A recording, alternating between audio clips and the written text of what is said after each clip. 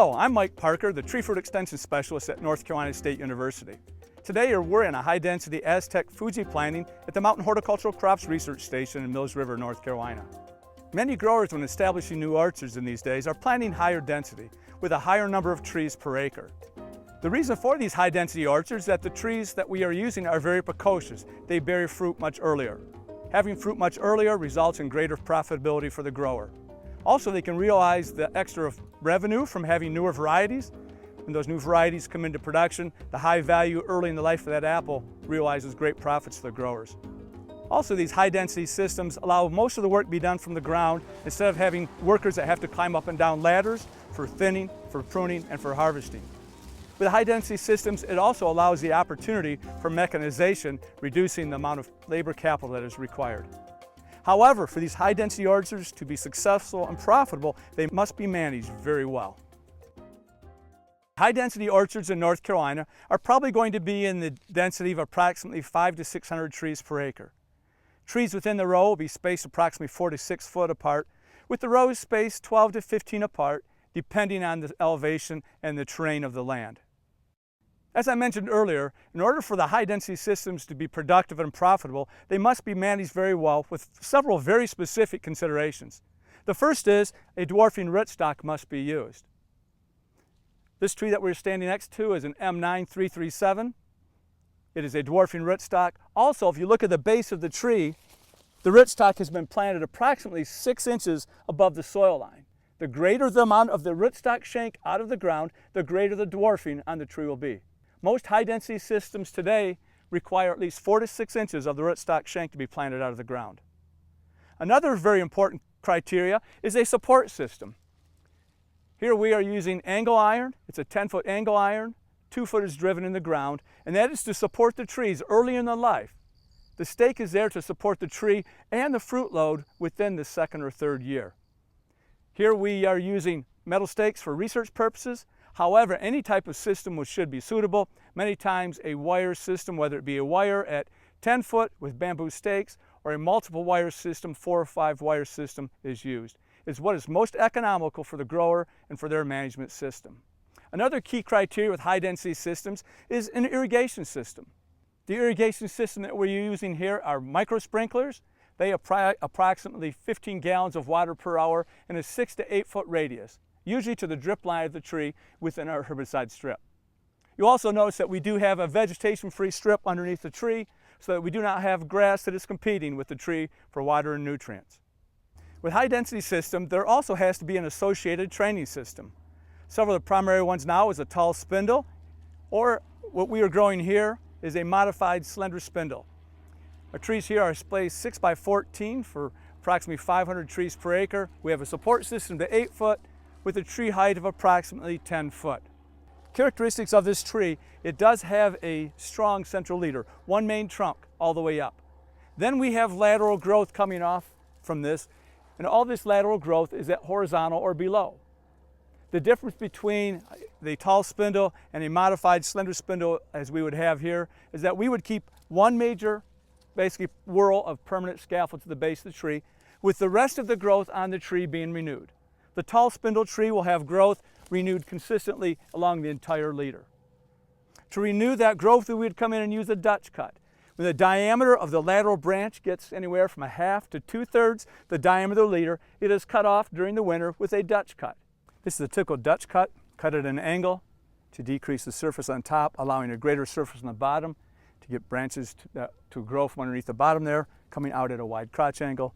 We allow them to overgrow 10 inches long, and then they are weighted down. Another way to train branches down to the stake or the wire trellis system is with thin gauged wire. We come in and put it through the stake, come in and then wrap it loosely around the branch. Until that point, we will allow these lateral branches to come out and crop. They are pulled down to encourage fruiting. And then we will prune these branches back to lateral growth during the dormant season.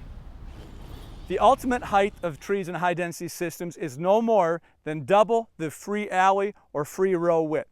If we have 14-foot rows, we have 6 foot taken up, 3 foot from each side. We have 8-foot middles, so the height of this tree should be no more than 16 foot. However, in our situation, we would allow these trees go to 10 to 12 foot for labor purposes. Some of the major mistakes that we see growers making with these high density systems, the first one we see is planting the rootstock too deep, allowing that rootstock union to be below the soil line after the soil is settled, which results in the scion rooting, the top rooting, and resulting in a full-size tree. The other thing that we see is inadequate support systems that cannot support the weight of the tree and the fruit, especially if we get heavy winds, tropical storm winds, or we get early ice and snowstorms and the entire system collapses. And the last thing many times we have problems with is allowing the lateral branches to become too large and not renewing them quick enough.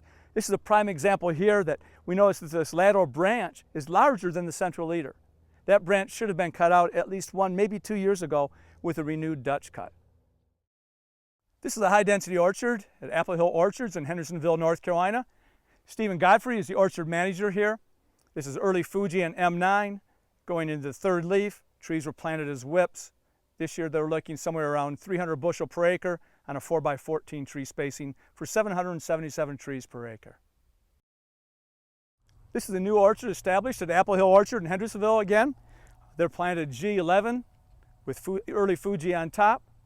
This is the first year planting. It will have a 4-wire trellis. The posts have been put in. The wires will go in this winter. You'll notice all of the lateral branches have been pulled down. Here they're using rubber bands pulled down below horizontal. This will be a 4-foot spacing, so they have the lower permanent whorl of scaffolds with the remainder of the tree is going to be renewed as the tree matures. We're in the orchard of Wayne Pace in Dana, North Carolina. Wayne has approximately 25 acres of high-density tall spindle trees. He's using rootstocks of B9, M9, and some 26 and some of the weaker varieties. The tree spacing ranges from 4 to 6 foot within the row and 14 foot between rows, averaging 518 to 777 trees per acre, using approximately 10 or 12 varieties, the newer varieties that are in high demand at local retail outlets. One of the main issues that Wayne has when he gets close to harvest is with damage from the birds. The birds come in, they peck all the apples and cause a significant amount of damage. So we've been hearing going on in the background, you hear the propane cannons that he uses across the 25 acres. He also has the bird scare or bird guard alarms that basically broadcast a distress signal for birds of concern in his orchard. And you can hear that out here. Again, has been very effective at minimizing the bird damage in his orchard. However, there are issues with neighbors, but again, like the deer, the neighbors become used to it over time as well. In addition to the bird alarms that are used to deter bird damage in this orchard, wind machines are also used. Wind machines are used to protect the crop during the spring for frost and freeze damage. In North Carolina, frost and freeze damage is a major issue during bloom. The difference between a full crop and no crop many times is only 3 to 5 degrees. The wind machines are one way that we can minimize the potential for frost and freeze in the orchards, especially with the high establishment cost for our high density orchards. Okay, we're at the orchard of C.L. Henderson in Hendersonville, North Carolina. This is a high density system. Trees are spaced 5 by 14. All of the trees are on bud 9. The scion variety is going to be Pink Lady and Fuji.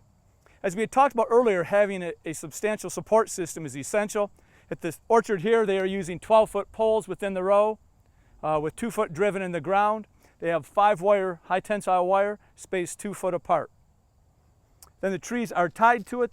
Again, the system is not here for moral support, it's here for physical support, and they tie the trees at every wire.